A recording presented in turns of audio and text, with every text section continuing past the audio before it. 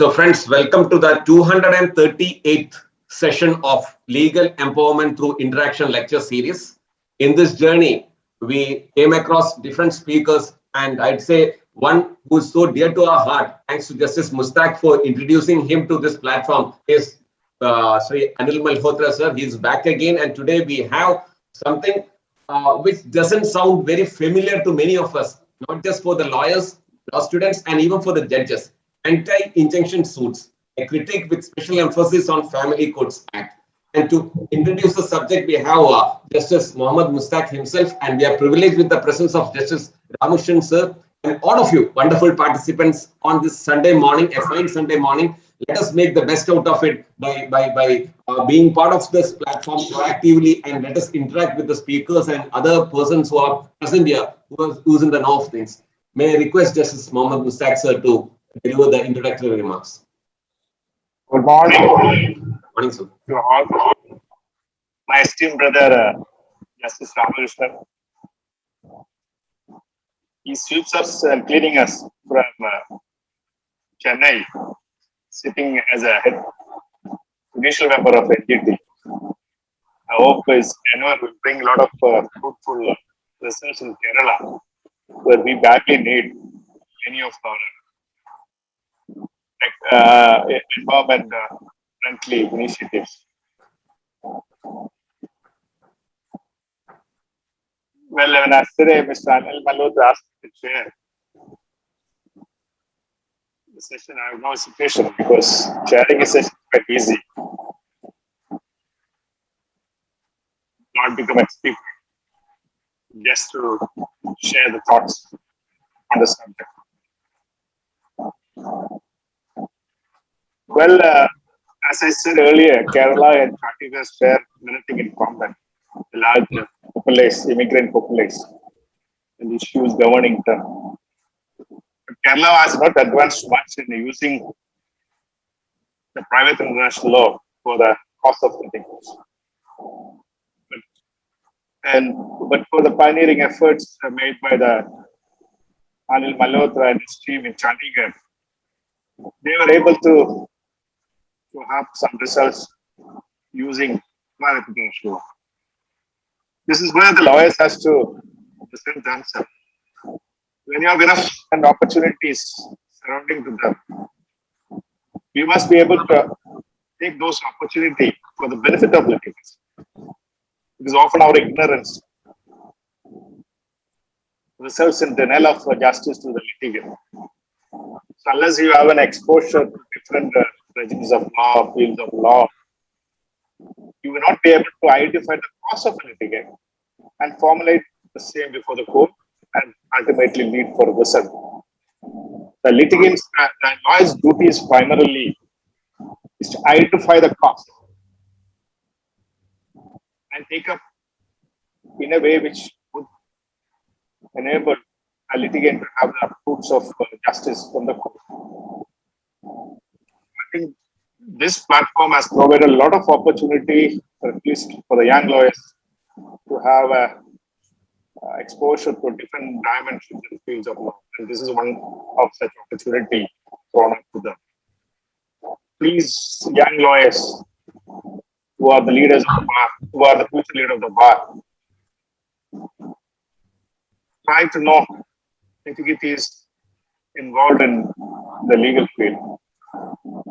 The law is ever evolving, and a society is always dependent upon lawyers to evolve legal issues and ultimately bring happiness in the society. In this given circumstances, I just want to briefly introduce anti-suit injunction. Anti-suit injunction, of course, is one of the species of injunction. But in specific relief act under section 41, it put a lot of negative formulations. It says when court can refuse injunctions. That is only relief part. The court cannot grant injunction in certain circumstances, but Section 41A carves out an exception, said in order to avoid multiplicity of proceedings. A jurisdiction is conferred to court under different circumstances. We have to distinguish between action in personam and action in rem.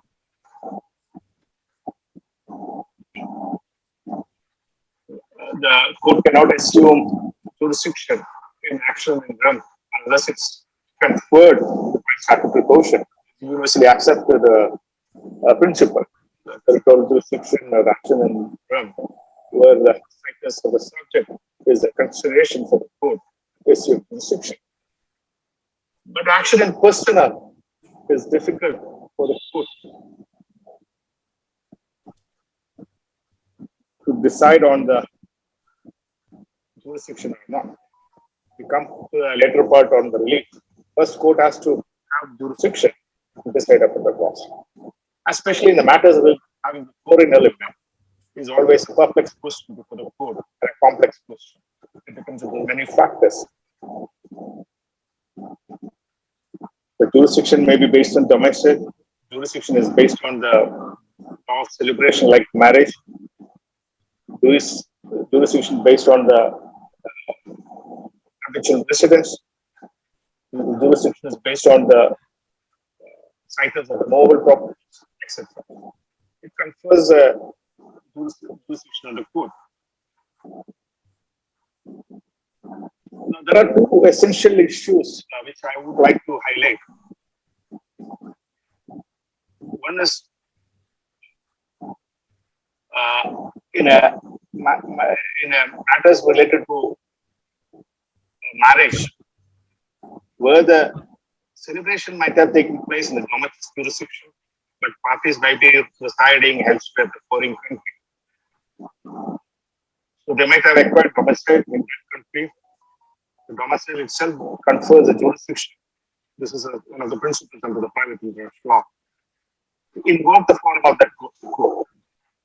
So both court will have a concurrent jurisdiction, like the place where the marriage has taken place based on the law of celebrations, where that court is also having jurisdiction. Similarly, the court where the parties are residing, I mean, they have acquired domicile, they are also have jurisdiction. This always creates a friction. Now the CPC certain level answers this question under section 43, where the binding effect of the foreign judgment. But anyway, the principles of private international law do not prevent a foreign court from acquiring foreign court assuming the jurisdiction based on the domicile, even though celebration as marriage has taken place in different jurisdictions. Similarly, in the matter of custody of the children, also the foreign court may have jurisdiction, and also the factual situation sometimes bring into the jurisdiction of the local court. So there are numerous circumstances that conflict could arise in the family law. In another circumstances is made in the arbitrations, where the different court may attempt to have invoke the jurisdiction based on the place where the contract was entered, based on the place where the subject matter of the contract is situated, etc. So these give multiple options for the parties to invoke different jurisdictions. These are the legally bound situations or circumstances where the court may be able to invoke multiple court may have a jurisdiction. But in those circumstances, court may be very reluctant to grant and a relief of injunction because multiple court may have a jurisdiction. So court themselves guard granting such relief, invoking second court is fine. But there are situations where there would be likelihood of misuse, bottom flopping.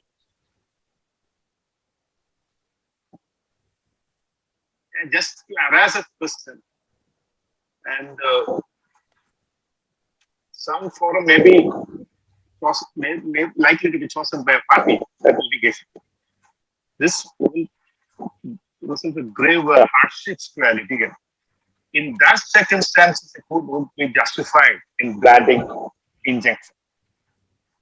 So essentially, the anti-injunction suit related to the action in personam, where the court may have jurisdiction to grant relief, but may not exercise its power, taking note of the concurrent jurisdiction of other court. But there are circumstances where court may have to issue it because court know that other opposite litigant is simply for stopping the jurisdiction and to harass the litigant. In that case, court may have to grant relief.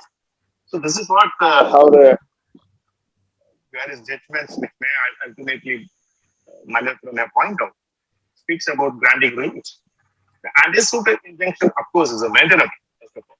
In fact, in a recent one of the case, I have to deal with such situation where the court mixed up granting a relief from jurisdiction. I mean, granting the relief and mixed it to the jurisdiction. Court has jurisdiction, but whether it can grant relief or not is a matter to be decided in an appropriate manner after hearing both sides. But where the court refused to entertain suit as though such suit is not maintained, that's a wrong approach. In fact, I relied on the global intents written by Anil Malhotra and his brother Ranjit Malhotra to deciding the case. So we had to deliberate. Of course, I hope Malhotra would deliberate on the matters related to jurisdiction in entertaining anti-suit injunction and what circumstances a relief can be granted in such a suit. With his opening remarks, I thank you everyone for listening. Thank you very much, Mustaq sir.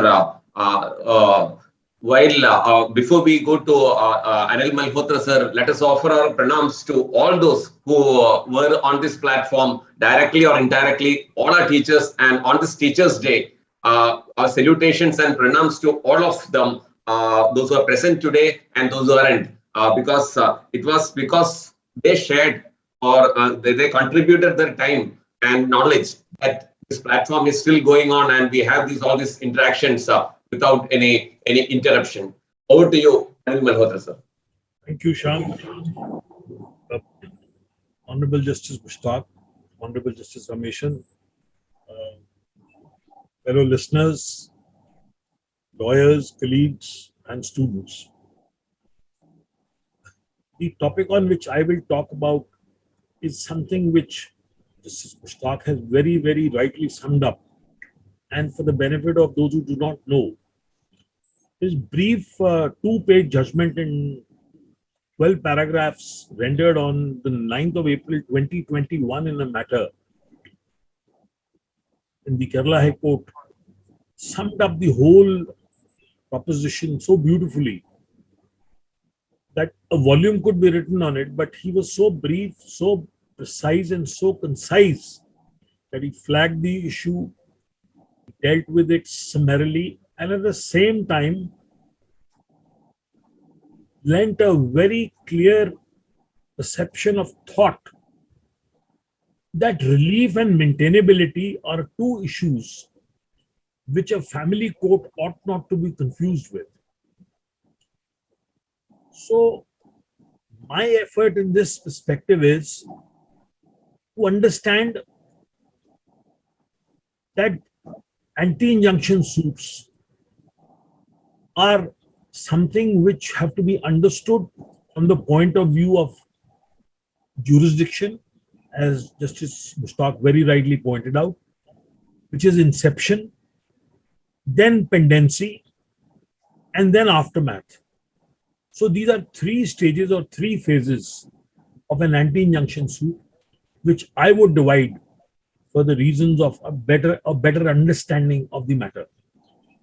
Now, to appreciate from the perspective of the process, the maintainability, we have to go to the CPC first. So, as essentially we are all ingrained to understand, Section 9 of the CPC says courts to try all suits unless barred. So, a civil suit or a suit for an injunction or a suit for an anti-injunction, a negative injunction, is maintainable by virtue of Section 9. So maintainability, res, maintainability, res, and maintainability is ingrained from section 9. Then the next proposition, which is very relevant, is section 10. Now, section 10 says stay of suit. So very basically, it says that no court shall try a suit or proceed with the trial when the matter is directly and substantially in issue in a previously instituted suit between the same parties or any of them who claim to be litigating under the same title, and whether the suit is pending in the same or in any other court in India having jurisdiction to grant relief, or is in any court beyond India established or continued by the government and having jurisdiction or before the Supreme Court. It's a very vast definition. So section 10 extends the parameters of an anti-injunction suit to a very, very far off distance. Then the third part, or the third provision, is contained in section 13 CPC, when foreign judgments are conclusive. So when you have a foreign judgment, because this is an issue which has been dealt by the Supreme Court in one of the matters where an anti-injunction was granted, matter still proceeded. Court said in execution we will see under section 13, and then we will see. So when is a foreign judgment conclusive is dealt with, and the court says when a foreign judgment will not apply. It is not by a court of competent jurisdiction, it's not on merits, it is against Indian law, it is opposed to natural justice, obtained by fraud, etc., etc. Then section 19. A suit filed under section 19 by a defendant, by a plaintiff, claiming to have cause of action in one of the matters, the High Court has said suit under section anti-injunction suit is not maintainable under section 19. So these are the broad provisions of CPC which really talk of the provisions of civil procedure. Now, I have coined a nomenclature for an anti-injunction suit which gives you an import of the meaning in current times today. An anti-injunction suit is what I would call a virus suit. So what do? You inject a virus, or you inject a mechanism to stop a proceeding through an anti-injunction suit. So what is it? It's actually a virus suit. So you are injecting another suit into a pending suit to stop the suit. So you are injecting a virus, not coronavirus, but still a virus in one way. So this is a coinage. I have thought of it so that we can understand what is an anti-injunction suit. Now, this is a proposition which has been wholly developed through judgments. But to understand the judgments and the import of Justice Mushtaq's judgment by the Kerala High Court, let us first see where will this suit go, how will it go, and what are the principles by which this suit will be governed. Now, I went through this drill in the Delhi High Court, where I faced an anti-injunction suit in a matter, in a child custody case, where parties were contesting on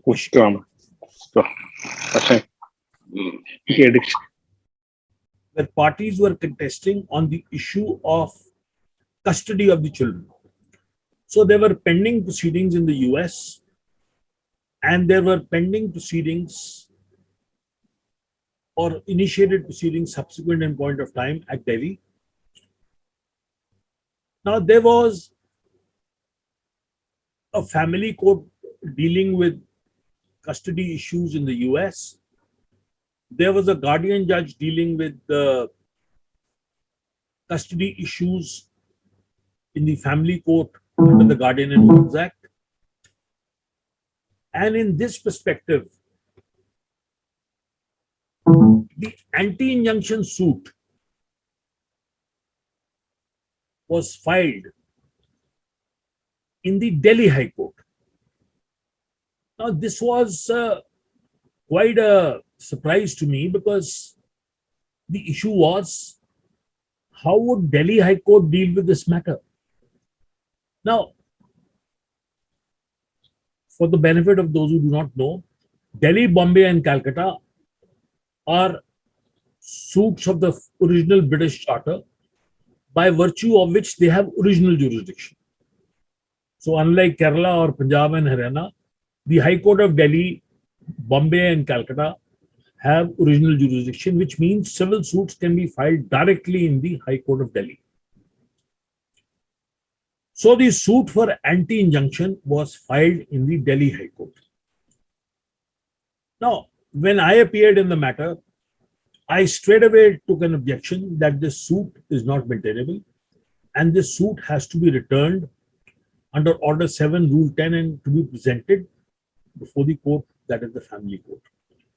Now, it is in that perspective that the court went into the detail of the matter to decide, first of all, why is a anti-injunction suit maintainable? Why is it to go before the family court?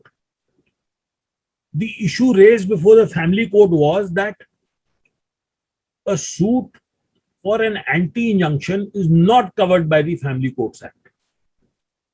A suit for an injunction is covered by a family court, but an anti-injunction is not covered by a family court. And therefore, it was said that the jurisdiction of the High Court as a civil court is not barred. This was the proposition canvassed. It was referred to a larger bench, and ultimately the issue was sorted out. But to understand that, let us first look at Section 7 of the Family Courts Act.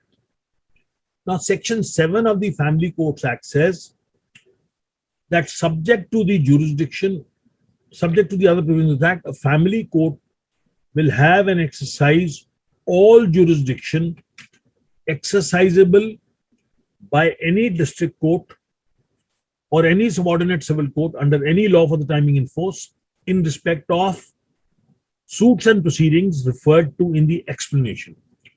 So everything in the explanation was within the domain of the family court if it was within the jurisdiction of the family of the civil court. So what is in the explanation? Explanation A, suit or proceeding regarding marriage or nullity. B, suit or proceeding declaring the validity of a marriage. C, suit or proceeding between parties to a marriage with respect to property. Then is the crucial and the crunch. A suit or proceeding for an order or injunction in circumstances arising out of a marital relationship. So the proposition canvassed before the Delhi High Court was that a suit or proceeding for an injunction does not include an anti-suit injunction. So this is what the proposition was. Now going further, Section 8 of the Family Courts Act says that where a family court has been established, no district court or any other subordinate civil court in Section 7 exercising jurisdiction will have any jurisdiction regarding any suit or explanation, the suit or proceeding referred to in the explanation. So Section 8 created a bar of jurisdiction by debarring a civil court, the district court, meaning High Court also in Delhi, from entertaining any matter which fell within the domain of the family court under Section 7. And then it also says that if there is any proceeding referred to in the explanation, then such proceeding will be transferred to the family court once it is established. Then Section 10 talks of procedure generally. So Family Courts Act says that under Section 10, CPC will be generally applicable, but it gives freedom to the family court to govern its own procedure. Then Section 14 exempts the application of the Evidence Act. Any document can be taken in evidence. And this is broadly what the Family Courts Act says in a sense. Now, I will come to Section 41 of the Specific Relief Act, Later, as Mr. Mushtaq very rightly pointed out, it is a negative provision. Section 41 says an injunction cannot be granted. So, Section 41 identifies 41A, B, C, D, E, F, G, H, I, J. So, these are all instances when an injunction should not be granted. Now, in this perspective, let us first look at the judgment of the Delhi High Court in Jasmeet Kaur versus Navteej Singh. This is a reported judgment of the Delhi High Court 2017 SCC Online DEL 12511. It is a judgment dated 20th of December 2017. Now, in this case, I had moved an application in the Delhi High Court under Order 7 Rule 10, and I had prayed to the court that as a defendant, I had prayed that the suit should be dismissed as non-maintainable before the High Court and it should be transferred to the family court because it was a suit for an order or a proceeding arising out of an injunction in circumstances of a marital relationship. Now, there was a division bench judgment of the Delhi High Court in Amina Bharatram. Then there was also another judgment of a coordinate bench in Meenakshi Galore of the Delhi High Court. And there were two contrary judgments. So my submission to the court was that when we talk of 7(1)(d) of the Family Courts Act, in respect of an order for a suit or an injunction from a marital relationship, I said the word injunction includes anti-injunction. And my basis for saying so was the judgment of the Supreme Court in Modi Entertainment. Modi Entertainment is 2003 4 SCC 341. 2003 4 SCC 341, Modi Entertainment. I will, for the benefit of somebody who has missed out, again refer to the judgment I am expounding. This is Jasmeet Kaur versus Navteej Singh. Jasmeet Kaur versus Navteej Singh, Delhi High Court, 2017, SCC Online, Delhi. 2017 SCC Online, Delhi, 12511. So I referred to Modi Entertainment. Now, Modi Entertainment is the Bible of anti-injunction suits. Anti-injunction suits is principally an offshoot of commercial law. Now, in commercial matters, in contractual matters between two parties in two different jurisdictions, if parties have agreed to litigate in one jurisdiction and proceedings are launched simultaneously in two jurisdictions, the doctrine involved is doctrine of forum convenience, which is the most convenient forum to both the parties. And on the basis of that, the court, as a court of equity, decides where the litigation should go on.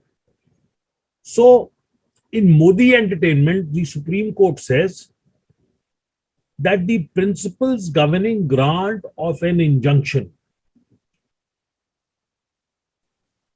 is an equitable relief by a court, and it will also govern grant of anti-injunction, anti-suit injunction, which is but a species of an injunction. So these are the key words. So an anti-injunction is actually a species or a part or a tributary or a corollary of a injunction. So Supreme Court says when a court restrains a party to a suit or proceeding before it from instituting or prosecuting a case in another court, including a foreign court, it is called anti-suit injunction. It is common ground that courts in India have the power to issue anti-suit injunction to a party over whom it has personal jurisdiction in an appropriate case. This is because courts of equity exercise jurisdiction in personam, as Justice Mushtaq pointed out. However, having regard to the rule of comity,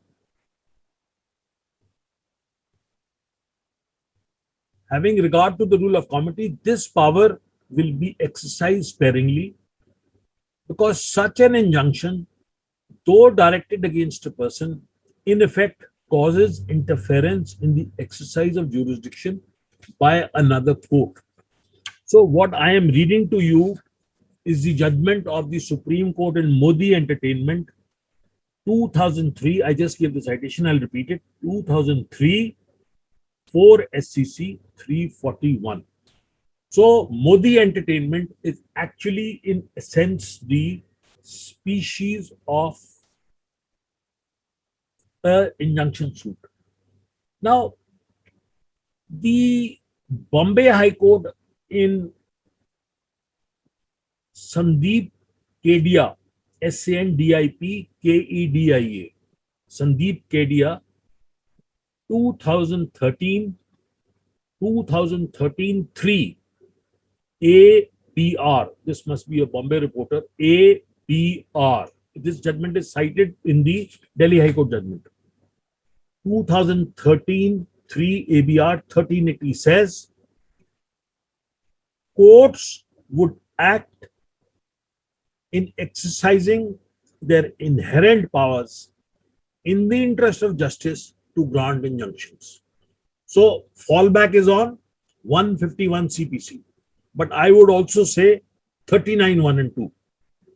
An anti-suit injunction application would fall only under the inherent power of the court and is consequently covered by precedent law. Now, I will develop this proposition to say that it is not 151 alone. It is 39 1 and 2 also, which governs the grant of an anti-suit injunction. Why do I say so? As I just read out to you, Section 10 of the Family Courts Act says that CPC will apply to it. So once CPC will apply to it, 39 1 and 2, the power to grant an injunction, I would think, would include a power to grant an anti-injunction. Because an anti-injunction, as I put it to you in my words, is a virus suit. You are injecting a virus through a suit to stop an ongoing suit. And therefore, the purpose is the same, whether it is injunction or anti-injunction. So I think the residuary power under 151, by virtue of a statute, would come in addition to 39 1 and 2, the substantive power, which is in part of the CPC. So, considering my submission of citing Modi Entertainment and Sandeep Kedia, the Delhi High Court said the court is of the view. Now, I am quoting the Delhi High Court judgment, Jasmeet Kaur, 2017, SCC Online, where they say in para 14, having heard the counsel of the parties, the court is of the view that the issue arises for consideration in the present application is whether an anti-injunction suit is covered under Section 7(1) of the Family Courts Act 1984. So the Honorable Judge has gone into this question of whether this is an issue which will be governed by 7(1). Now, the court says that ordinarily speaking, a civil suit, be it an injunction suit or be it an anti-injunction suit, arises out of a cause of action of a civil nature and will be governed by Section 9. And therefore, all injunctions, anti-injunctions, being of civil nature, have to be tried by a court, excepting suits of which jurisdiction is impliedly or expressly barred. So the language of Section 9 is picked up, and the court wants to see whether the jurisdiction of the court to entertain an anti-injunction suit is barred or is not barred.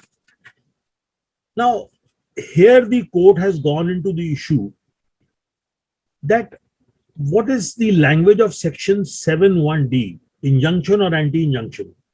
Now the court is saying that once the court's jurisdiction, the Delhi High Court's jurisdiction, is impliedly barred in all matters falling in the jurisdiction of the civil court, and the Delhi High Court being a part of it,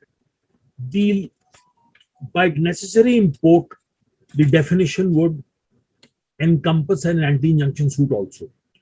Now, the Delhi High Court had gone to the extent of issuing, in accordance with the procedure of the Delhi High Court, what is known as practice directions. Now, this is equivalent to something which is done by High Court rules also. So, the High Court of Delhi had actually issued practice directions.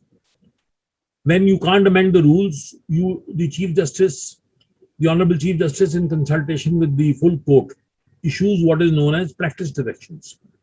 So these practice directions dated 23rd of December 2016 read, Honorable the Chief Justice, on recommendation of Honorable Judges, on the original side has been pleased to pass the following practice directions. So it says, in view of the judgment dated so-and-so and so-and-so, all matters enumerated in the explanation to subsection 1 of section 7 and section 8 of the Family Courts Act shall be exclusively triable by the family courts, and the jurisdiction of the High Court, to the extent it exercises ordinary original civil jurisdiction in respect of such matters, stands excluded by virtue of section 8 of the Act. So therefore, such matters listed before the High Court shall be transferred to the family courts. So effectively, it was said that though adjudication of pure civil rights in an injunction or an anti-injunction suit will be within the domain of the civil courts, yet in circumstances arising out of a marital relationship or guardianship or custody, wanting relief of anti-injunction or injunction, in line with section 9 CPC and in line with section 7 and 8, will go before the family court. So all anti-injunction suits will be tried under the special statute, that is Family Courts Act, and therefore the High Court would not take jurisdiction. So the High Court ultimately came to the conclusion there is only one conclusive division and judgment interpreting explanation D, and the High Court will not exercise original jurisdiction in anti-suit injunctions when the suit or proceedings for grant of an injunction lie before the family court. So whether you want an injunction or whether you want an anti-suit injunction, your jurisdiction is before the family court. So whether if you choose to go to the civil court will not grant you because the jurisdiction is barred. Now, in a similar breath, when Justice Mushtaq dealt with this matter of George Koshy versus Sarah Koshy, George Koshy versus Sarah Koshy, the judgment is in Matrimonial Appeal 497 of 2020. Matrimonial Appeal 497 of 2020, dated 9th of April 2021. Now, the issue here was that there was an anti-injunction suit before the family court, and the family court, without issuing notice, by a detailed order, dismissed the petition, saying it had no jurisdiction to entertain the petition. And that order of the family court was under challenge before the Kerala High Court, where Justice Mushtaq dealt with it beautifully. Now, his lordship says that, first of all, an anti-injunction suit is a species of an injunction. Then his lordship holds that parties in matrimonial matters may be entitled to different jurisdictions. Jurisdictions because of domicile or jurisdictions based on celebration of marriage. Then his lordship holds that courts in India, like the courts in England, are courts of equity. So his lordship then further says that courts of equity exercise jurisdiction in personam. Having regard to the rule of comity, this power will be exercised sparingly. Then his lordship explains how an anti-injunction suit is maintainable, citing a judgment of the Supreme Court. Then his lordship particularly refers to a judgment of Vivek Rai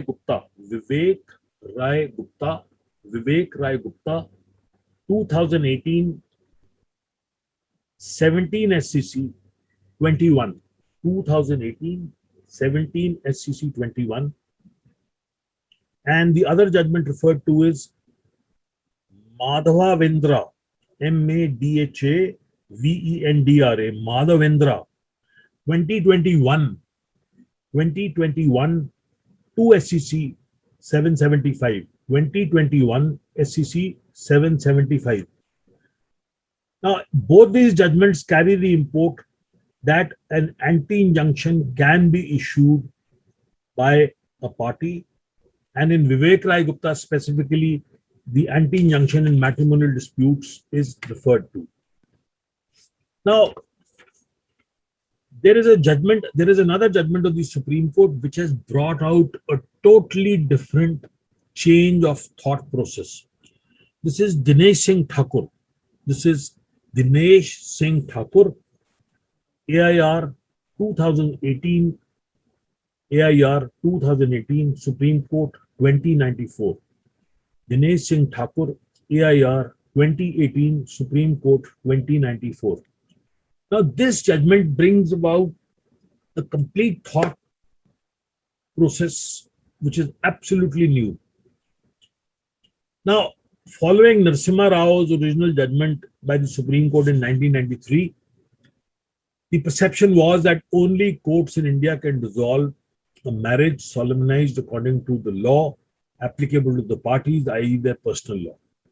But Dinesh Singh Thakur has come in to say that when parties are domiciled abroad, courts in both countries have concurrent jurisdiction. And it cannot be presumed that a court, that is a foreign court, is wrongly exercising jurisdiction. So in this backdrop, Justice Mushtaq has referred to our judgment, our book, Global Indians in the Law, to expound what are anti-suit injunctions. So in the parlance of anti-suit injunctions in family court matters, what is the proposition? Now, the proposition very broadly is, to explain in my own words, you are married in India, you may be Indians, one person may be a foreigner, meaning you may be a non-Hindu, you may be a Christian, you may be a foreign national, or both parties are Indians to start with, or both parties have become foreign nationals. Now, after some time, both parties move abroad and settle down in a new country. Children are born, matrimonial disputes come, one of the spouses relocates back to India with the child, and a matrimonial litigation is started in two jurisdictions, one in the foreign country, one in the Indian country. Let us suppose a hypothetical situation. Both spouses initially participate in the matrimonial litigation in one jurisdiction. Some interim order is obtained in terms of child custody arrangements or starting of division of family property. In foreign jurisdictions, you can even start division of matrimonial property de-horse or without an actual matrimonial litigation. So let us suppose one of the spouses finds the litigation or the orders inconvenient. So the spouse abandons that litigation and moves back to India. That spouse, after coming to India, starts litigation in India. Now, it is in that perspective that the anti-injunction suit comes to say this is forum shopping. Now, the word forum shopping is very relevant here. You have not been successful in getting relief which you wanted in a foreign country. Therefore, you have come to India and you are trying your luck with some relief here. Then the spouse who has relocated to India moves an anti-injunction application saying, I want the spouse abroad to be stopped from continuing the litigation abroad. So what is in effect which is happening? The court is being asked to stop the party before it from litigating in a court abroad. Now, a court in India cannot stop another court in another country. So, the court in India can only stop a litigant before it, who is also a litigant in a foreign country, in the same matter, in the same cause of action, on the same dispute, say child custody, say marriage. And it is in this perspective that an anti-injunction suit is asked from a court in India to stop the litigant before it from pursuing the parallel litigation abroad. Now, I have tried in a matter, ongoing matter in Bombay, this principle in the reverse. There are two parties who were married in Mumbai under the Special Marriage Act. They relocated to England. Their child was born in England. After matrimonial disputes, the wife relocated back to Mumbai and moved in with the child. The litigation for division of matrimonial assets had already begun in England, and she had participated in them briefly. But what she did after she came back, she has initiated a divorce petition at Mumbai to deal with the matter regarding their divorce and settlement of property and custody also. So I have tried a proposition in reverse. It has not been decided. I have moved an anti-suit injunction application in the family court in Mumbai saying this litigation should be stopped. That litigation commenced first. It is a convenient jurisdiction. She is represented by counsel. Forum convenience be applied. That court is already dealing with the matter. Multiplicity of proceedings will come. So this has become a two-way street. Now, going further with the discussion in the judgment of Justice Mushtaq, the court, the Kerala High Court Justice Mushtaq said that the explanation D to section 7.1 is talking of anti-injunction suits which are to be governed, which are to be adjudicated on the basis of the principle laid down in section 41 of the Specific Relief Act.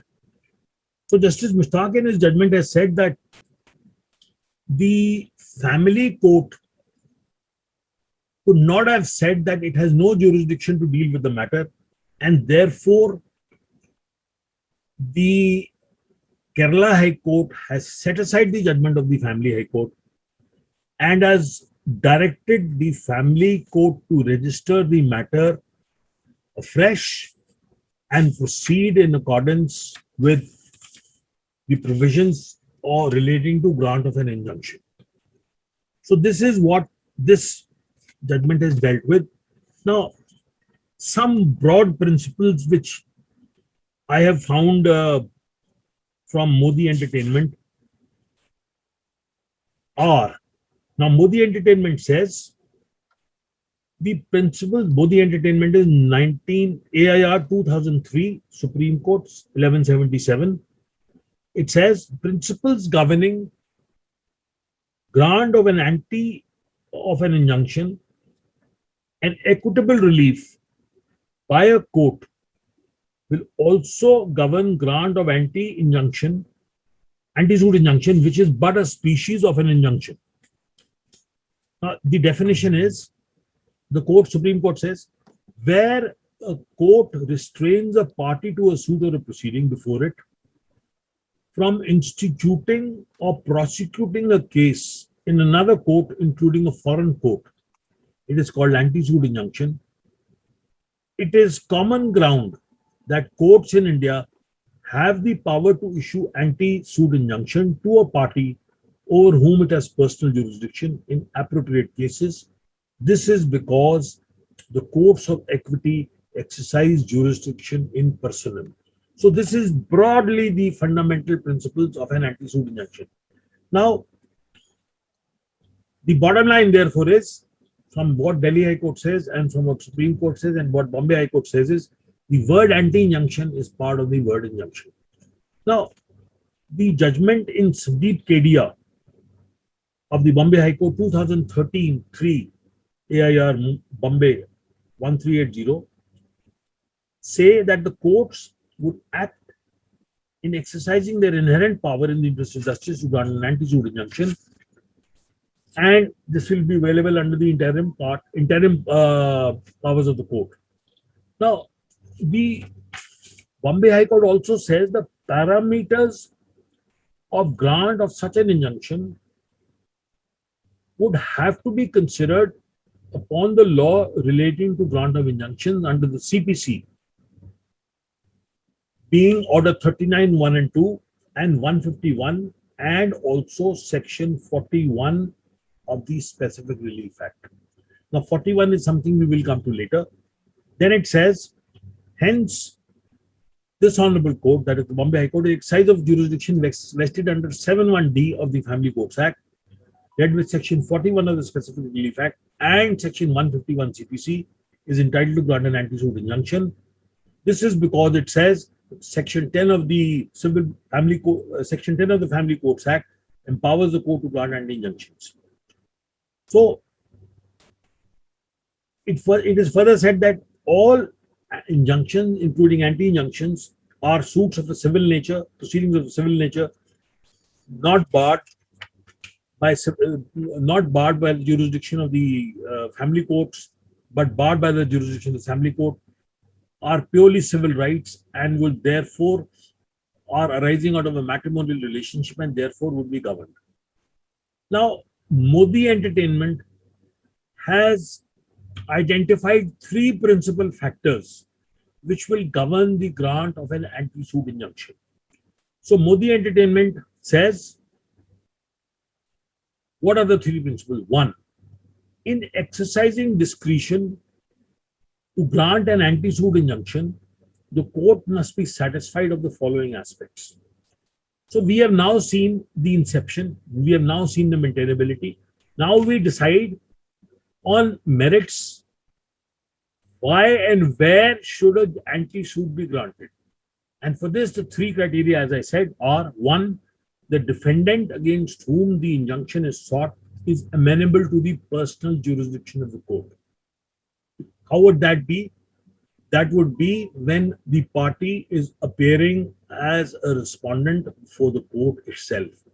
So the party in litigation in a foreign court is also a party in litigation before the court in India, is as a defendant. So therefore is amenable to the jurisdiction of the court. Second, if the injunction is declined, the ends of justice will be defeated and injustice will be perpetuated. So as in CPC we say, irreparable loss and injury, that is the so-called principle here. Ends of justice will be defeated and injustice will be perpetuated. 3, principle of comity, respect for the court, in which the commencement or continuance of action proceeding is sought can be restrained. Now, this is a principle which is resting on the comity of courts, respect to courts.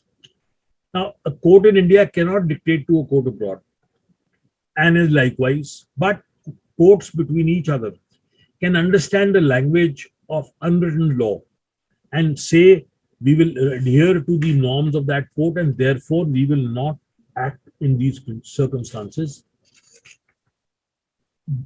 to grant any relief. Now, it is at this stage that we have to step into Section 41 and see what is Section 41 talking. Now, having seen that a suit for an injunction is also a suit for an anti-injunction, having gone into the maintainability, we now come to the issue of relief. It is a tough relief. It is a difficult relief. Why? Because the import, as Justice Mushtaq pointed out in the beginning, is a negative import. Section 41 a provision which we don't sometimes read, is the fulcrum of relief in anti-injunction suits. 41 reads an injunction cannot be granted. So it is a negative interpretation. You have to get out of the provisions of 41 exceptions to be entitled to the relief of an anti-injunction as also an injunction. So the first is, an injunction cannot be granted to restrain any person from prosecuting a judicial proceeding pending at the institution of the suit in which an injunction is sought, unless such restraint is necessary to prevent a multiplicity of proceedings. So basically, bottom line is, it should stop multiplicity of proceedings. Second is, to restrain any person from instituting or prosecuting any proceeding in a court not subordinate that from which the injunction is sought. So essentially, the court in which you want the injunction stopped should not be a subordinate court to the court in which the injunction is sought. Now, the question which has been examined by the Punjab Haryana High Court and upheld by the Supreme Court is 41A and B to be read together or to be read separately. 41A is multiplicity and 41B is subordinate court. Punjab Haryana High Court says you have to read both together. So you cannot read one in isolation from the other. Now the other relevant part is, we can skip C, D, E, F, G, which are not relevant. H, when equally efficacious relief can certainly be obtained by any other unusual mode, or of proceeding except in case of breach of trust. So this is the third exception which may be relevant in certain circumstances. Now, it is in this perspective that the judgment in Dinesh Singh Thakur, I will read out some paragraphs from it. Now, in judgment in Dinesh Singh Thakur, the issue was that parties had been married in India and had relocated to the US, where some proceedings started. The husband moved back to India, started some proceedings, sought anti-injunction against the proceedings in the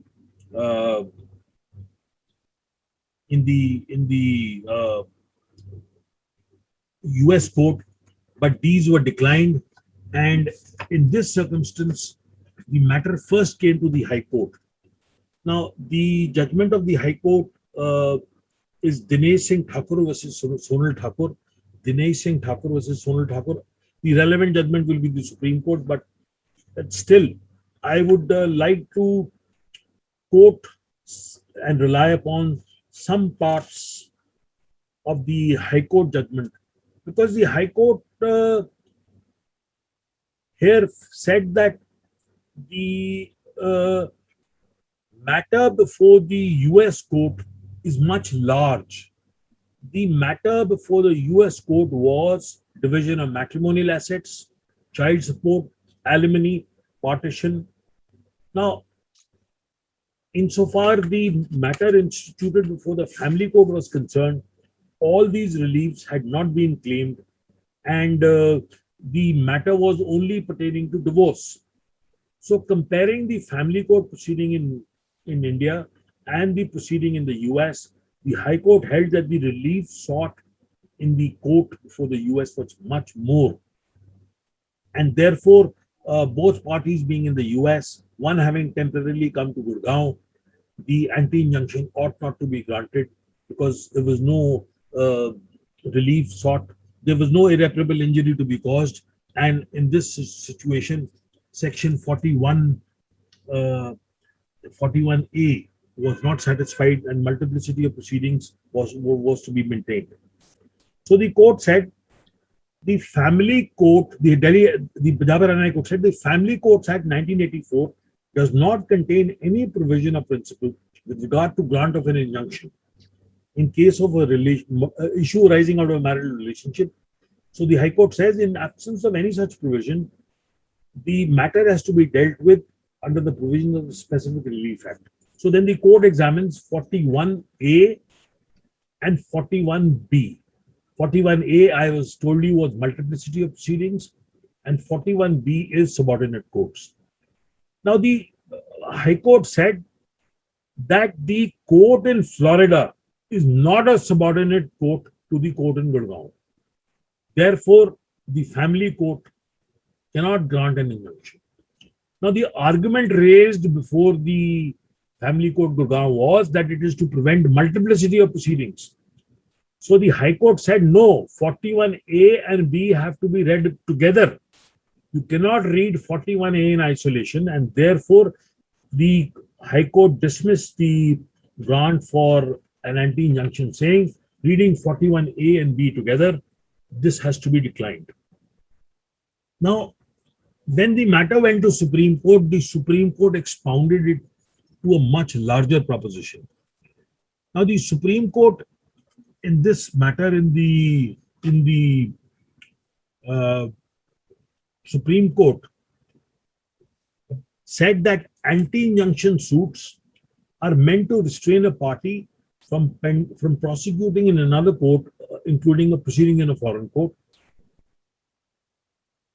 Then it is said that foreign court cannot be presumed to be exercising its jurisdiction wrongly, even after the appellant being able to prove that parties are governed by the law governing Hindus as Hindus in India in respect of the matter between them.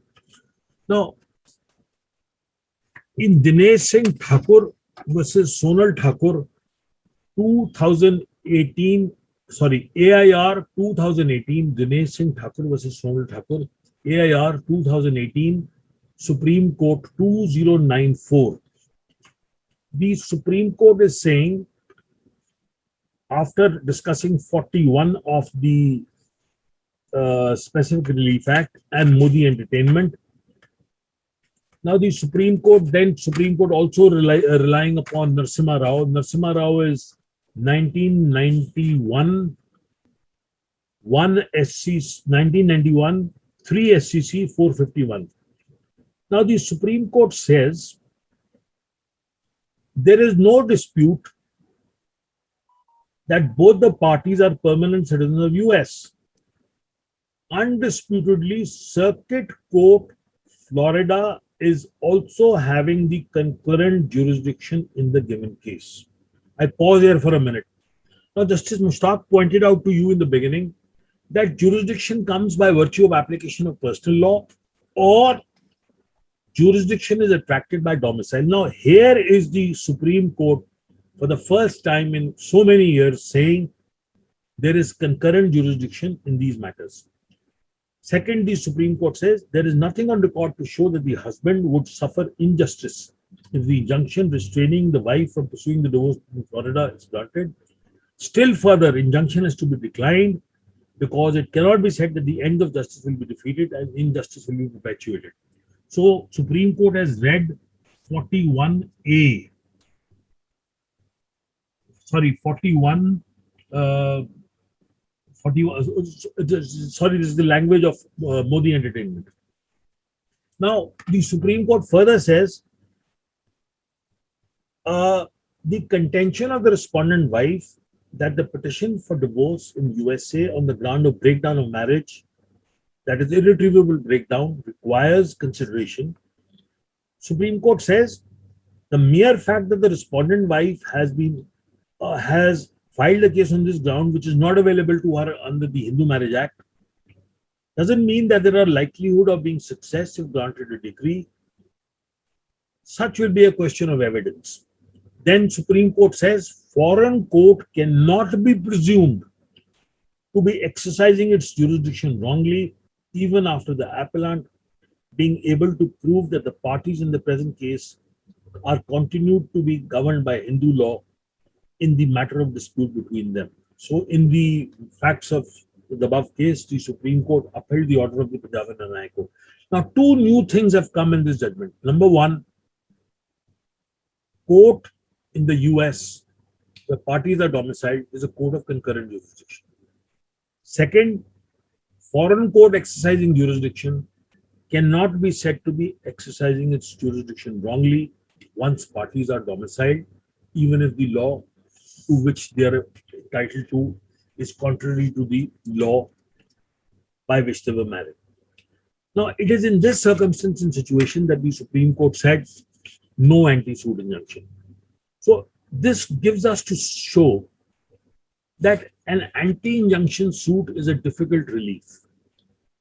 Now, in this breath, I also point out another judgment of the Punjab and Haryana High Court. This is Rakesh Kumar. Now, the judgment is 2017, Volume 1, 2017, Volume 1, PLR. PLR is Punjab Law Reporter, 806. Now, the Supreme Court here is commenting on the filing of the suit under Section 19 CPC. Now, Section 19 of CPC is talking about suit for movables being filed by a person where he is residing. So the court is saying that in terms of Section 19 CPC, court's husband cannot file the suit in India. Court has no jurisdiction. Then the High Court is saying the family court has no, in India, has no, family court in India has no jurisdiction to grant an interim injunction for restraining a person from instituting any proceeding in a court not subordinate to it. So the High Court said that the court in India cannot grant an injunction to a US court because the US court is not a subordinate court to the Indian family court.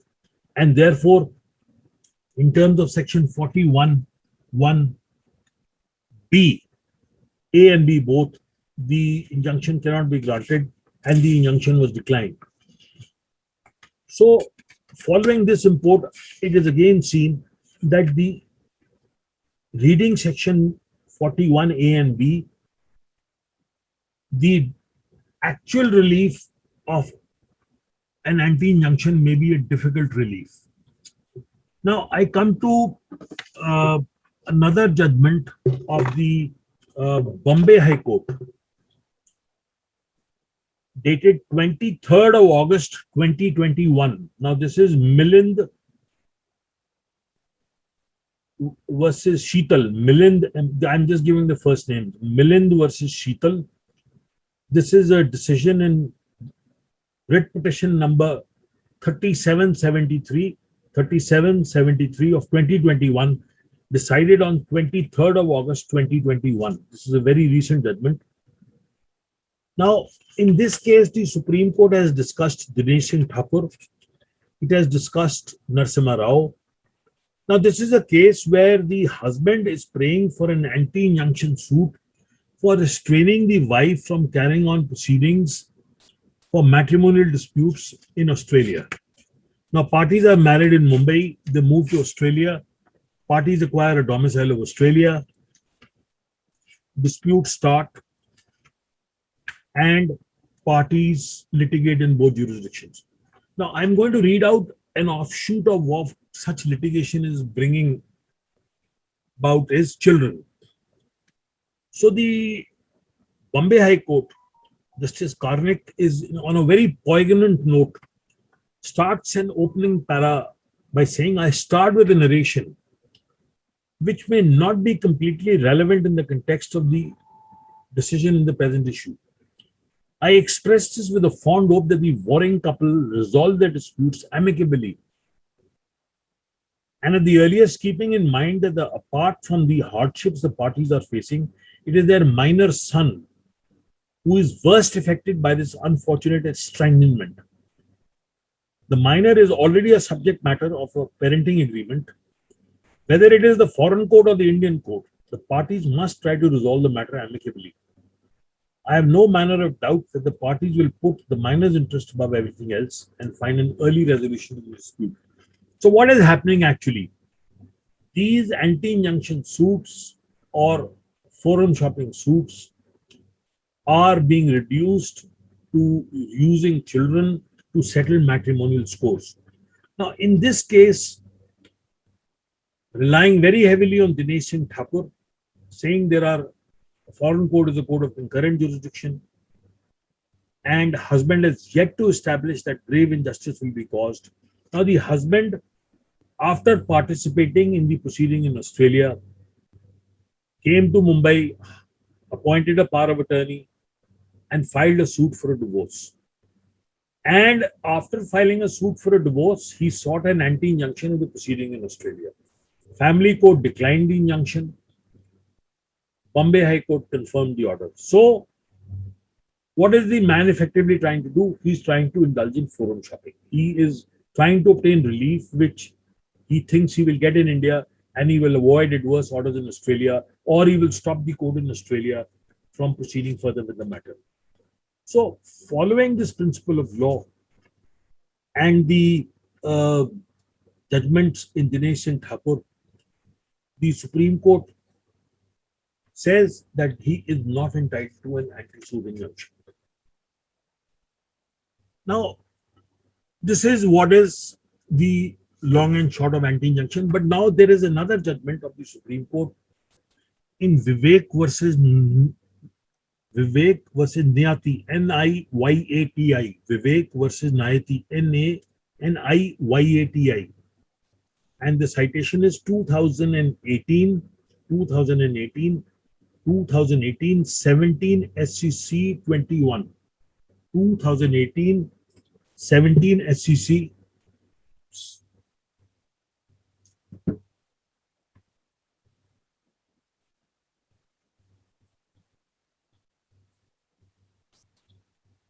Sorry, I got lost.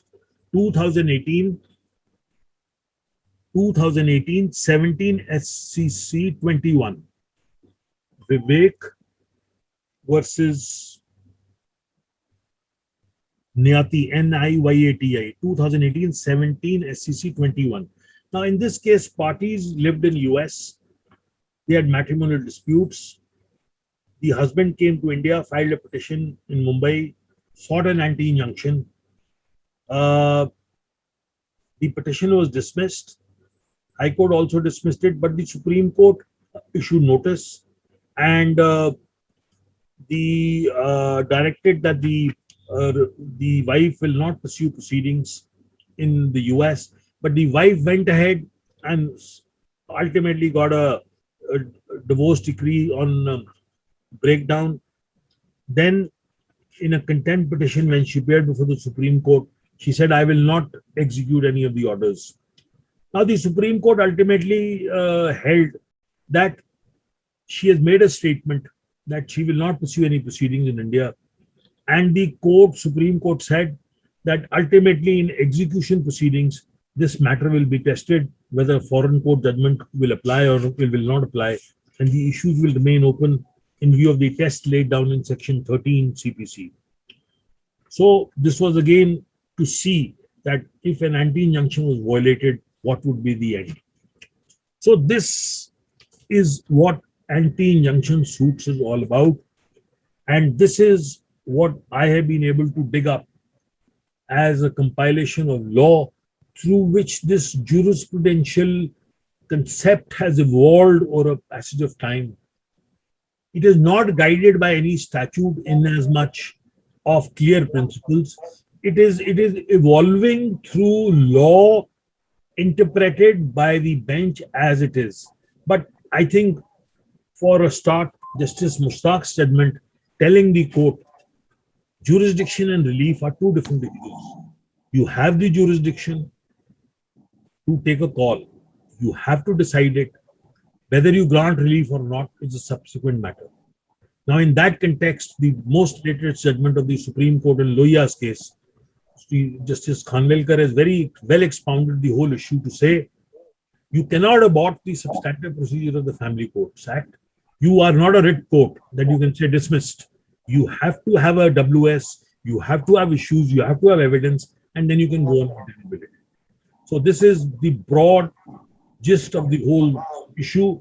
Now I leave the floor open, questions and observations. Back to you, Shyam.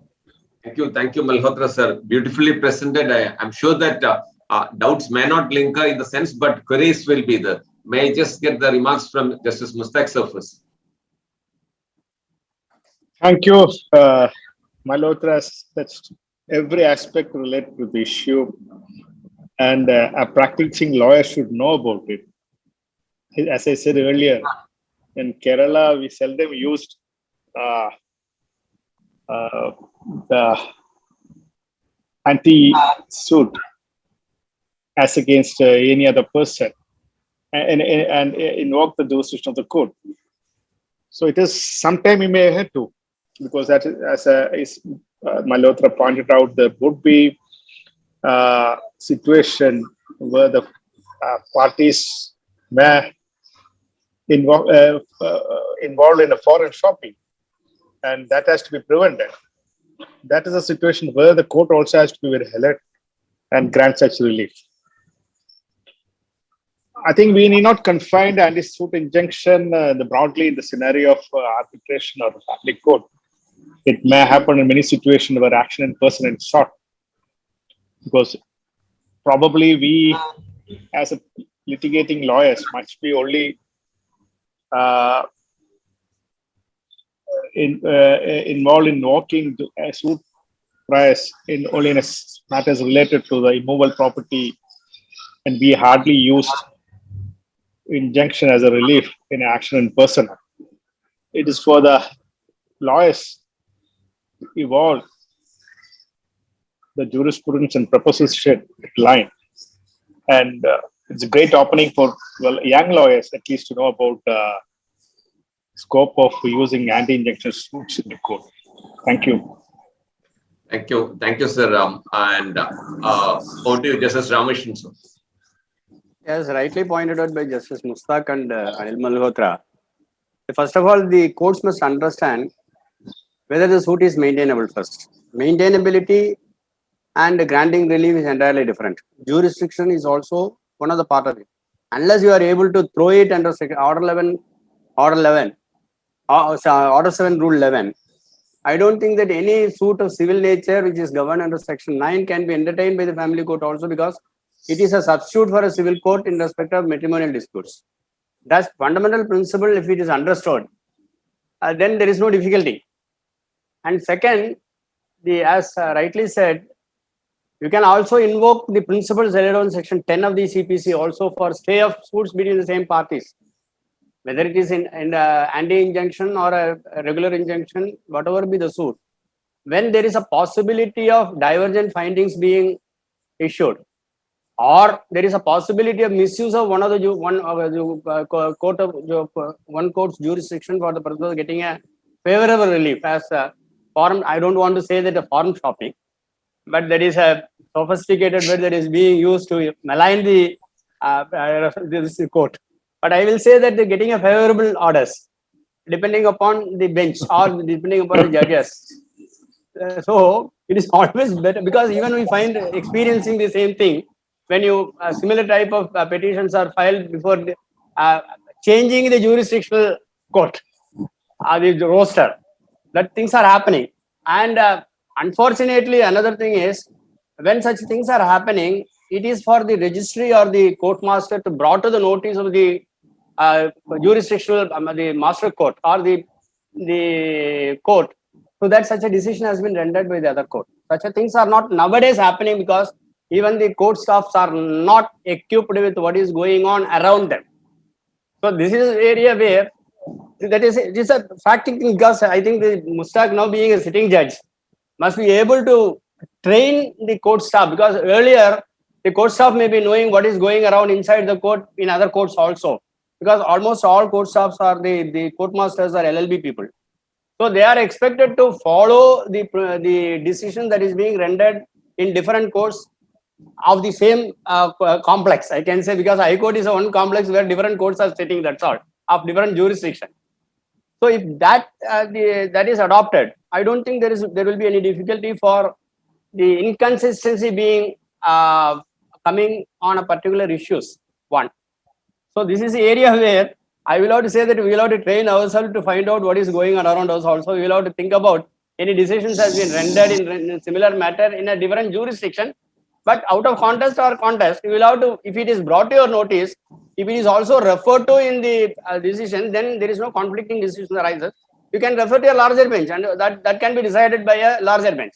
So that practice will have to be, once that practice adopted, I think that the inconsistency in the decisions may also go up. And also, as rightly said, these are the areas where the people are not understanding the fundamentals of maintainability, jurisdiction, and all the other things, whether you are entitled to relief, get a relief, etc., on the basis of the pleadings. And also, after getting their views only, you will be able to come to a conclusion as to whether anti-suit injunction can be granted or not, whether it will cause prejudice or irreparable injury will be caused, or you cannot be compensated with any other thing, as rightly said by Anil Malhotra under Order 39, Rule 1 and 2.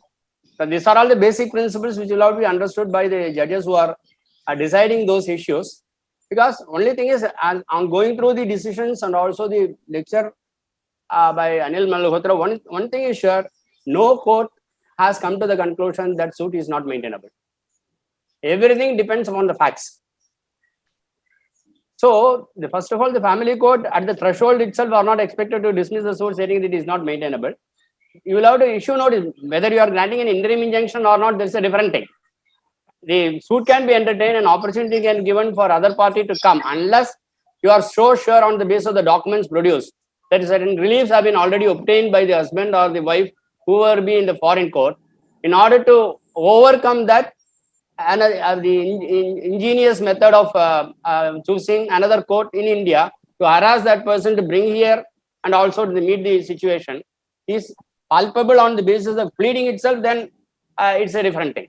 So everything depends upon the pleadings made, the documents produced, and the courts are also ahead. Even the Supreme Court has said we cannot simply say that there is no jurisdiction or there is no, it is not maintainable, but everything will be, as rightly said, because Order 41, the Order 40, 41, where injunction can be granted, when cannot be granted, and also Order 39. Everything deals, Section 30, specifically we get everything says only under what circumstances you can entitled to grant an injunction, and what circumstances you are not. Everything depends upon fact. They are not providing any law as such, but they say what is to be governed and how you will have to decide it. There is a principle that has been provided. That principle will have to be evolved in each case depending upon the facts and also circumstances. Thank you very much for enlightenment on this subject, Mr. Anil. Thank you, Ramashan sir. We recognize the presence of Justice P.S. Narayana sir also. There is some connectivity issue. He is not able to connect the audio. Malhotra sir, and in this context, I believe that Gangabai versus Vijay Kumar, the AR 1974 decision, I think AR 1974 Supreme Court 1126, where it has been held, there is an inherent right in every person to bring a suit of a civil nature, and unless the suit is barred by statute, one may at one's peril bring a suit of one's choice. And it's further held that it is no answer to a suit, however frivolous the claim, that the law confers no such right to sue. A suit for its maintainability requires no authority of law, and it is enough that no statute bars the suit. So I would request Dilip sir to put the next question. Good morning, sir. So my question is, now we heard about the jurisdiction, the relief, pendency, etc., institution of the. Now, what lingers in my mind is, who is entitled to file an anti-suit injunction? Is it the petitioner in the previous proceeding or the respondent? See, it is invariably the petitioner who is in It has to be the petitioner. Otherwise, the person who is the respondent, if he is allowed to file a suit for anti-suit injunction, then he will be creating multiplicity of proceedings. See, no, I would put it differently. Now, you are a respondent in a foreign court proceeding. Yes. You have got some relief granted against you in the foreign court. Yes. Now, you have not been able to dislodge that relief. Yes. So, what do? You come to India, and you initiate a matrimonial proceeding like a divorce petition. So there is a division of matrimonial assets petition Yes. in, let us say, in Australia. I'm facing this situation now. So what do? You can't dislodge it. So you come to India and you file a divorce petition. And you, after filing the divorce petition, you are obviously the petitioner or the plaintiff in India, but you are the defendant abroad. Yes. So as defendant abroad, you come here and become the plaintiff and say, no, we are Hindus. Hindu law will apply to us. Therefore, please stop the foreign court from adjudicating. Now, this is where Justice Mushtaq pointed out to you a basic jurisprudential aspect, that jurisdiction comes by personal law, but jurisdiction comes by domicile. Yes. Now, the foreign court has taken jurisdiction on you by virtue of your domicile, by virtue of your current status of residence and nationality. So, therefore, an anti-injunction in India ought to fail for Yes. the simple reason that there is no that you are creating multiplicity, That is what I said. and we cannot restrain a foreign court from pursuing. So 41A and B will dislodge you.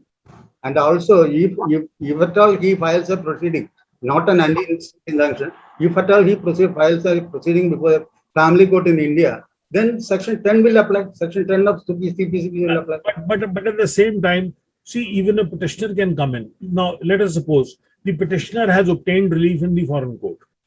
Yes. The respondent the relief has been obtained, but the subsequent to the filing of the suit in the foreign jurisdiction, the respondent comes and files a suit in India.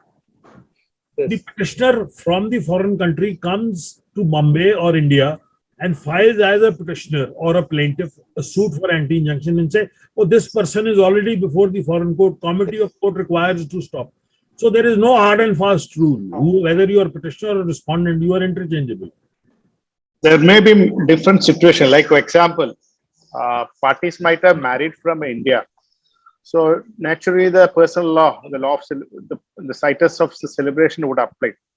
But after the marriage, parties might have migrated to New Zealand or Canada, and both parties were residing and might have acquired nationality as well. But one party, much before the divorce proceedings initiated, came back to India and settled, for example. Yes. Then problem arises. The other party might be a nationality. For example, as a wife is in a nationality of Canada. She is a domicile there. She Yes. might institute proceedings in a Canadian court. But husband might have come back to India Yeah. much before the proceedings of initiated. So now he being proceeded for divorce in Canada. Now he can very well sue in India against her. That is there. Because That is- suppose Canadian court grants him a divorce, he doesn't want to have suppose he doesn't want a right, he wants to proceed with the restitution of conjugal rights. Yes. He will have a jurisdiction in Indian courts because for the reason that marriage took place in India. Yes. So Canadian jurisdiction may allow a person who may having domicile to institute proceeding before the Canada. So there would be two different proceedings. Now, husband may not be interested to go back, to Canada. Yes. So Yes. such a situation may happen. If the husband So, apprehends of proceeding in future before the other court, then he is entitled to sue here for anti-injunction. But Yes. once he is a respondent there, he may not be allowed to file, or he cannot file, according to me, he cannot file an anti-suit injunction here, saying that suit has to be. No, he's not. Preventing the suit. He is actually preventing a person from proceeding with a suit in a foreign country. Then he is the person who is creating multiplicity of proceedings. No, Maybe- Dilip, I'm sorry. In the other one, he has not participated. Like Mushtaq sir said, before the proceedings initiated, he was here. Just because he's arrayed as the respondent, then what is the purpose of an anti-suit? So he has to prevent some hardship may occur to. Suppose he wants to institute a proceedings here in India for a restitution of conjugal rights, assuming, or some other proceedings. Yes. So he wants to see that he may not be able to go back to Canada defend a case. Of course, let it section 13 and all other, it comes on later part, only in terms of enforcement. Now he wants to prevent a person from proceeding a suit in a foreign country, because he now domiciled in India, other parties in domiciled in Canada. Yes. I understand. Both assuming A is the husband, B is the wife, both were residing in Canada. Both might have acquired nationality also. Yes. Jurisdiction is not based on the nationality, but domicile. And much before initiating proceedings before divorce, A came back to India and settled. He is permanently residing here. He is a domiciled in here. Wife might be instituting his proceedings in Canada for a divorce, because she is a domicile there. Marriage might have taken place in India. Yeah. In India. So there may be such situation, but much of a hardship may also cause, and multiplicity of proceedings, because both countries' court will have a jurisdiction based on the principles related to law of celebrations, as well as based on the law of domicile. But other party may not. One party, who's opposite party in Canada, may not have the domicile there. I just wanted to clarify that doubt, whether who is entitled to file an application prior to or after the pendency or after the Any even apprehending a suit, he can file a. yes, anti-suit in them. And just to add what Justice Mustak has very rightly explained to you, you are not able to go, you don't get a visa. There is a reported judgment in Harmita Singh's case by the Delhi High Court, 2003 to RCR 197. 2003 to RCR 197. I'll repeat. 2003 to RCR 197, Harmita Singh, where an anti-injunction was granted by the Delhi High Court saying the wife can't go there. She can't get a visa. She hasn't participated. So anti-injunction was granted. So there is no hard and fast rule. It's going to be dependent on the facts of the case. Yes, thank you very much, sir. Thank you. Thank you, Dilip sir. We have Vaibhav with a question. Vaibhav, please. Before that, I want to clarify one aspect from clarification. Suppose they have forgone the citizenship here and acquired citizenship in the foreign country. But where is the domicile? Nationality principles will not mostly apply in private international law, sphere of law. National principles only apply in public international law. So that's where the carry your personal law wherever you go. Yes. Yeah, private international. Yes, that's what private international law says. Extraterritorial application. You carry your Hindu law on your back, whether you're German, Canadian, whatever. More or less like a hermit crab. You carry it along with you. Nationality principle may not have an application in such situations. Whether you are a Canadian national or Australian national. No, because except the fact that we are getting some idea of private international and public international in the law colleges, on practicals we are not getting exactly. This is what problem. So Hindu law itself says about the private international law. Hindu carries back the law and was back. That means it carries as far as the private affairs of Hindus concerned is governed by such law. That is the reason in section 13, if a foreign judgment has been given in accordance with the personal law of the parties, that would have a binding effect in the country. Yes. But we don't read section 1. That is where the whole crunch is. Hindu Marriage Act will apply to Hindus domiciled in the territories to which it extend who are outside the said territories. So the extraterritorial application is inbuilt. So I carry my Hindu law in my pocket. And as Justice Mustak very rightly pointed out, nationality doesn't matter. And there is a decision of the Supreme Court in Sundar Gopal versus Sundar Ragini, differing with the Bombay High Court on this purpose. But this I put only for the purpose of enlighten the younger generation to know about it. Only a man who has been on the bench can expound this with more clarity with the assistance of a sitting honorable judge. Malhotra sir, one question that has come up is that in this context, Hindus married as per Hindu rights in India goes to the Middle East. Under the Sharia law, they obtain a divorce. Is that divorce valid? No, you can't, sir. That will not. I don't think this will straight away go, because some people try to convert to Muslim religion. no, here they put it in bracket, no conversion, but gave an undertaking that they accept the law of that country for divorce. Is it possible? See, in Dubai, as I know, you have an option to be governed by Sharia law. You have an option to be governed by law not applicable to locals. So it's a very mixed situation. Justice Mushtaq may be able to expound on it better, but you may be divorced in Dubai, but you will be married in India. This is the conflict. I think the marriage, of course, there is a bilateral agreement between India and the UAE, where which India, it is a deemed decree. But nevertheless, if it can't stand the test of Section 13 or 44A of CPC, it cannot be enforced in India. And then your law will come in, because under Section 13, if it is not according to the law of India or the law applicable to parties, it will go straight away. Yes. Bottom line is, Hindus can't divorce under Muslim law. No. Yes. So, Shyam, if you are exploring by a dubious... No, sir, I'm not exploring any possibility, because I like to go under the Special Marriage Act. My wife is a Christian. That'll be different. She is not a foreign. She is not a foreign. If you try to couch the question with religious cover, it will not succeed, Shyam. I think not at this age. this is often happens because many Keralites are in UAE. They approach Sharia court and get divorced in accordance with the law that is applicable in UAE. So for them, it is quite, your views expressed here would be quite useful in a sense.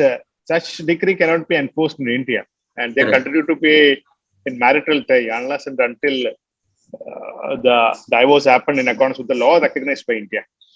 So your position will be you're divorced elsewhere but married in India. Yes. Limping marriages. My God, the operation successful, but the patient died.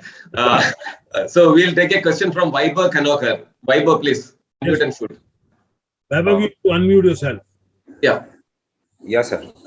First of all, I'm immensely thankful to you for devoting your time and energy, and it was a wonderful lecture. Justice Mushtaq is the propagating. He is the one who has authored the judgment which has ignited the discussion. And thankful to Mr. Shyam sir also. Okay. My question here is that I am not very much. Have not spent too many years into practice. The trend that I generally observe is when you move an application for injunction, why is it necessary that suppose the mother-in-law is trying to restrain the entry of her daughter-in-law? Why is it a practice that even the son is made a party? This query always came to my mind. Besides, if there is a matrimonial dispute going on in family court between the son and daughter-in-law, can the mother-in-law at the same time approach a district court for injunction only against daughter-in-law? Is it maintainable? See, mother-in-law can't be a party to the matrimonial litigation because she is not a party to the marriage. So she has to go to the civil court. Now, the civil judge on the facts of the case has to take a call whether she has a case for an injunction or not. And I think to a great extent, the Maintenance of Senior Citizens Act, this act has come in now, which entitles senior citizens to get summary relief by a shortcut procedure. So, to a great extent, the problem has been resolved because the issue of residing in the property when the mother-in-law is thrown out or the parent has been thrown out comes up. And then the injunction is required as a matter of necessity because a person is roofless. I think it is a call to be taken on the facts of the case. Okay. Thank you, sir. Radhakrishna Murthy, please. Yes, sir. Actually, I am thankful to everyone. This is a very good session. And Malhotra sir actually enlightened many things in respect of this injunction, restraint injunction and all. Though we have been practicing since so many years and all, we have not come across. This is a good subject wherein today we have learned. But my point, one question, sir. Actually, the wife and husband that they are residing in US, due to some disputes and all that they came back to India, and when they came back to India, husband has filed for divorce. Okay. before receipt of the summons and all, she came to know that and all. Immediately she left for USA. There that she has filed a maintenance case. So now whether the husband can move this restraint injunction application I think to stall the proceedings of MC. if she is served, he can move the application before the court in India itself. Or if the husband wants, he can move the application before the US court, saying that this litigation is prior in point of time, and the principle of comity of courts would come. But as Justice Mushtaq would point out, domestic. There can't be any pressure because the points are entirely different. No, here actually he has instituted for divorce, but whereas there she has instituted for maintenance case. Okay, she has not filed for divorce. The issue is, can she not, in a more idea is multiplicity of proceedings, can she not prevent multiplicity of proceedings by claiming maintenance to defend the divorce petition in India itself? Where does she want maintenance to maintain herself? In India or in US? Is she earning? Is she not earning? Where are they domiciled? There would be a lot of factors which would show. Suppose if they have relocated permanently, then there is no question of her going to the US to claim maintenance. No, they have not relocated. Basically, that on a dispute and all that they have come down. Thereafter, because of the dispute and all, the husband that he has not moved back to US, what he has instituted is because of the what we call the virtual mode and all. But now he is working from home, but whereas his job, everything is from US only. So you see, So can he move an application here? This restraint injunction. The husband can move an application before the court in India that she should be restrained from proceeding. But again, you will have to satisfy the test of Modi entertainment, the triple test. I think he is asking a question. The husband is temporarily residing in India. Yes. In fact, he is not domiciled in India. If he has no intention to stay here permanently, one cannot be said to have a domicile. So if he has come for India and he could not go back for some reasons and he is working from home, such person cannot be said to have a domicile in India. So he is a citizen of India and the marriage took place at India only. So this court has a jurisdiction. There is no doubt about it. See, the maintenance matter, I think it's private international law would lean in favor of the parties where the place where the courts would the place where the parties are having domicile. The question is whether merely because you are married for India, the court should not entertain a claim for a maintenance. No, not maintenance. I said he has filed for divorce. Yeah. She has filed for maintenance at US court. No, she has maintenance.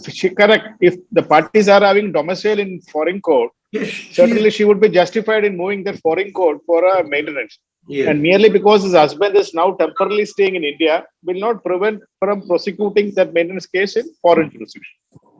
Because you have to, the maintenance case, you have to consider the domicile as a factor for conferring the jurisdiction. Not only that, another thing is also there. She is claiming maintenance because she is not able to maintain herself. Asking her to come to India to file a suit for pittance of maintenance amount. Maybe in a foreign country, she may get a fabulous amount. No, but when you come to India, when you come to India, what will be the amount that likely to be get? Correct, sir. And Sir, we'll take the last question from Geopol and just we'll move one forward. moment. This is another question. I want you to see the triple test in Modi entertainment. One, defendant against whom the injunction is sought is amenable to the personal jurisdiction of the court. So if she's not amenable to the personal jurisdiction because she's domiciled in the US, you will go straight away. Second, if the injunction is declined, ends will be defeated, injustice will be perpetuated. This is also not satisfied. Principle of comity of courts. This is also not satisfied. So on Modi entertainment, the anti-injunction suit will fail. Judgment can I make? Modi entertainment, Modi entertainment. triple test everywhere. Okay. Thank you, Murthy sir. And we move on to Geopol, please. Thank you so much for the excellent session, Malhotra sir and Justice Mushtaq. I'm afraid whether the position that if parties are in UAE and if both of them subject themselves to the jurisdiction of the Sharia law, then I am afraid whether that decree is valid in India. There are some of the judgments of our own High Court which says about that. Because I'm at home, I don't have the privilege of having having the books, I cannot say, but there are judgments which says if parties voluntarily subjects themselves to the jurisdiction, then that is a valid decree. It is not a valid decree if not one of the party is not participating in the proceedings. That is one doubt that I have. Yes, if the parties are married in accordance to personal law in India, as far as the divorce is concerned, that personal law would govern them. Maybe the validity of decree, the decree may be valid in foreign, that in UAE, not valid in India. Valid the reason in that India. it cannot stand the test under section 13 of CPC as well as under 44A. Because under what law you got married, you will have to get divorced. I think that Yes. might be the bottom line. Yes, Not only that, the consent does not confer jurisdiction. yes. The Bible on And this then subject the Bible on this subject is Narasimha Rao's case, 1991 Supreme Court. 1991.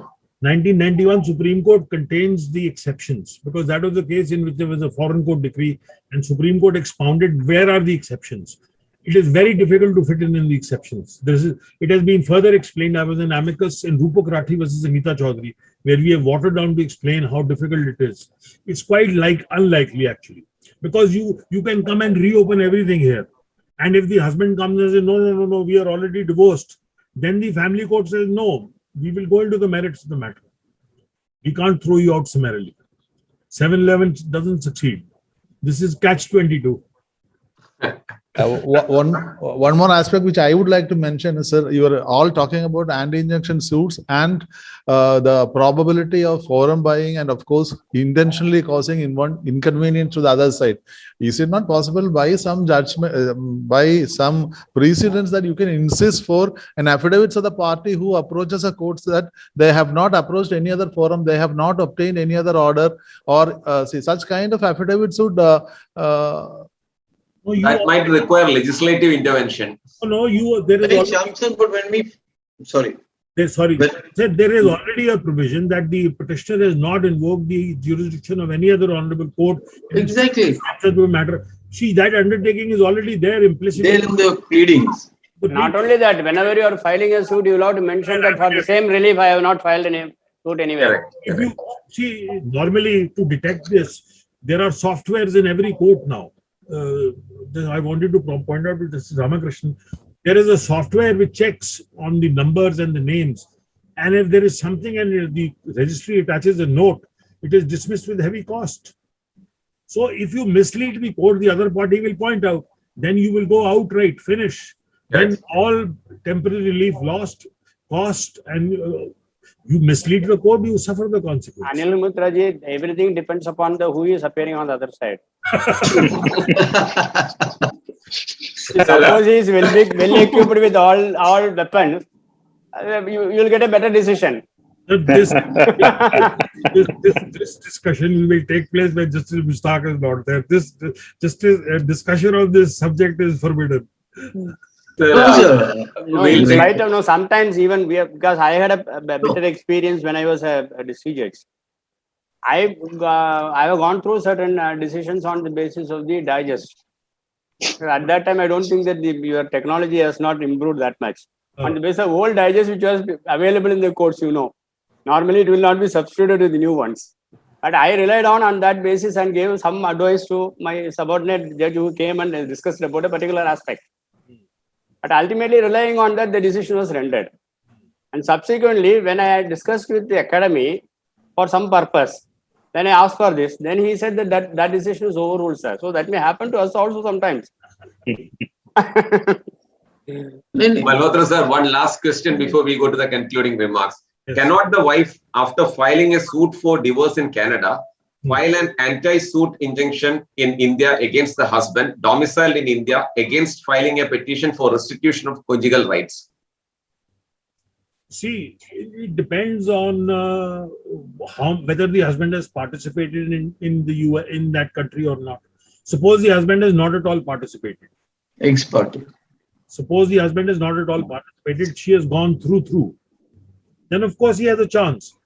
But if he has participated, lost, I think she can file a suit in India based on the law of celebration, because the marriage has taken place in India. But whether relief can be granted or not depends upon the facts. That's what. Absolutely, sir. So, So, following Justice Ramakrishna's view, the judge has to decide the face of the petitioner, and Yes. depending on the good-looking face, he has to give the relief.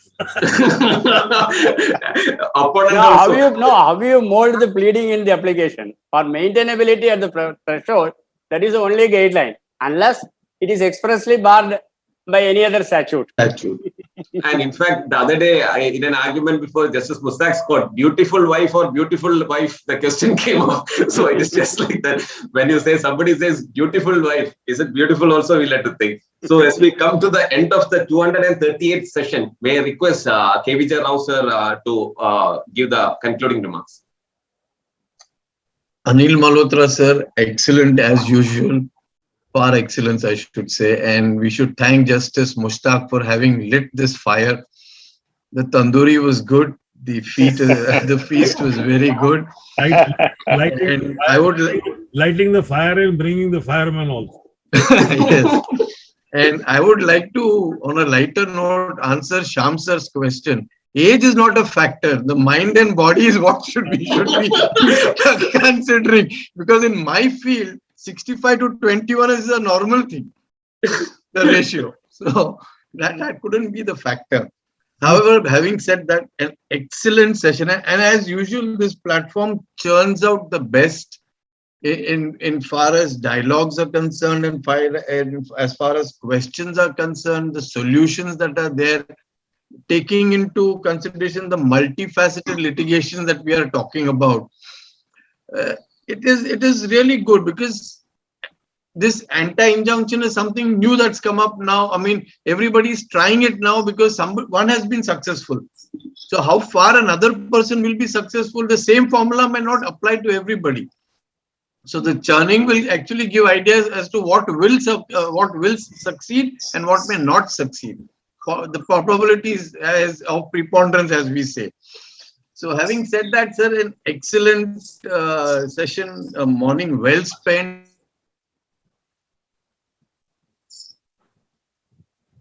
I think some connectivity issue. But you should also tell him that this is an anti-program suit. This was not of the program. This session was cooked up Sir, once yesterday. again for this platform. I'm sorry, sir. Yeah, you were lost for a couple of seconds. I'm sorry. Just to tell you, If you were saying something good about me, you can repeat that. Otherwise, forget about that. Sir, this was an anti-program session.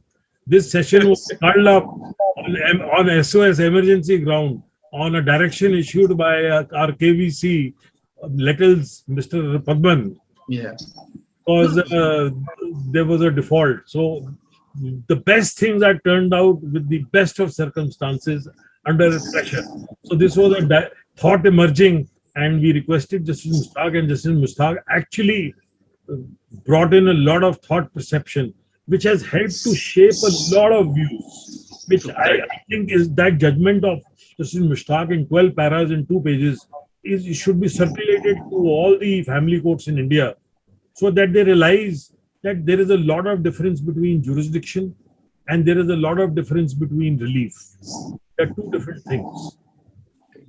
Shyam sir, to put it very succinctly, nothing bad can be said about you. Because having created this platform and held it together for so long is an achievement by itself, sir. So to put something bad in perspective, I would be demeaning myself more than I would be demeaning you. And I wouldn't want to be in that situation. He has a new name today, Amitabh Bachchan of Lettles. Yes. Jingle is Kaun Banega Gyanpati. Thank you all. And as we come to the end of the session, thank you for the kind words. And it is this extended family that invigorates and the kind of debate that is had in this platform is only because of the quality of the participants, their dedication to this program, and that drives us on. And let us start thanking Justice Mohammad Mushtaq sir, because he not only introduced the subject today, in fact, he was instrumental in getting Anil Malhotra sir into this platform. And Anil Malhotra sir, as we started off earlier, when we said he has been adopted, or rather he has adopted us into his family. Like, I mean, it's been a wonderful experience moving with him and sharing his thoughts and ideas on this wonderful subject.